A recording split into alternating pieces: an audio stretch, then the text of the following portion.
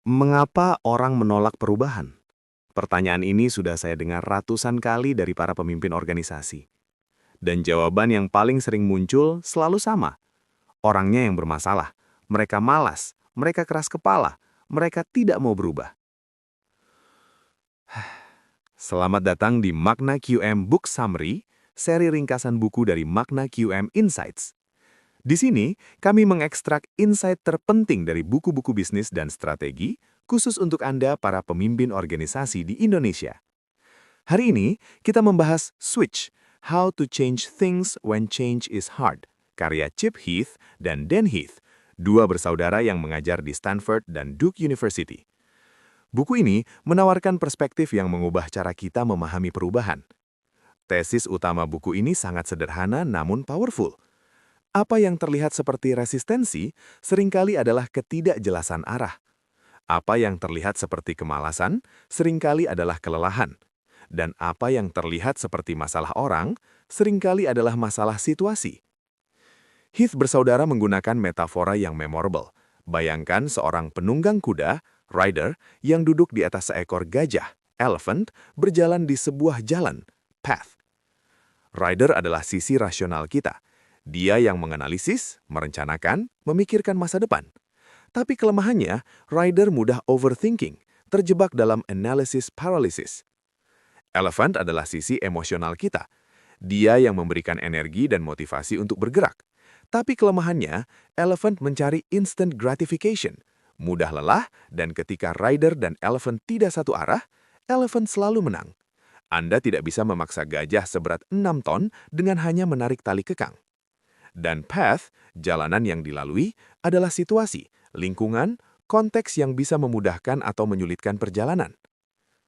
Untuk membuat perubahan berhasil, Anda perlu mengarahkan rider, memotivasi elephant, dan membentuk path, ketiganya. Mari kita bahas satu persatu. Pertama, direct the rider, berikan arah yang jelas. Salah satu taktik paling powerful adalah mencari bright spots. Alih-alih menganalisis mengapa sesuatu gagal, cari contoh di mana sesuatu sudah berhasil, lalu pelajari dan replikasi. Di organisasi Anda pasti ada tim atau unit yang sudah melakukan perubahan dengan baik. Temukan mereka, pelajari apa yang berbeda, jadikan mereka model. Taktik kedua, script the critical moves. Jangan berikan arahan abstrak seperti tingkatkan customer focus atau jadilah lebih inovatif. Berikan langkah konkret yang bisa langsung dilakukan. Ketidakjelasan adalah musuh perubahan. Kedua, motivate the elephant. Sentuh sisi emosional.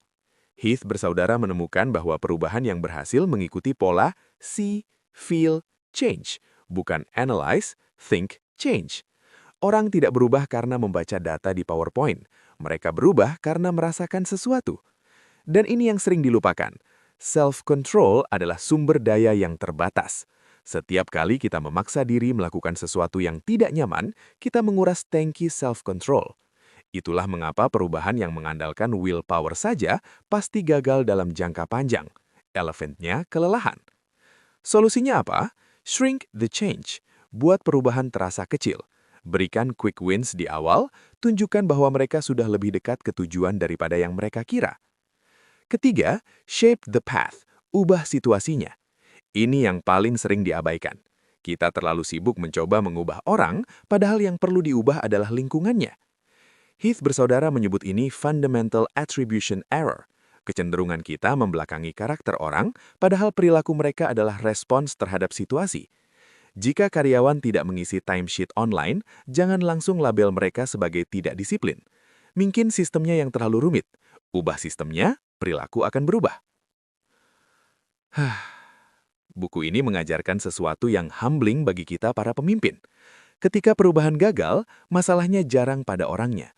Masalahnya pada tiga hal, arah yang tidak jelas, emosi yang tidak tersentuh, atau situasi yang tidak mendukung. Itulah ringkasan dari Switch, How to Change Things When Change is Hard, karya Chip Heath dan Dan Heath.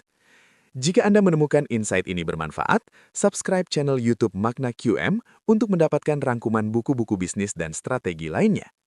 Sampai jumpa di episode berikutnya.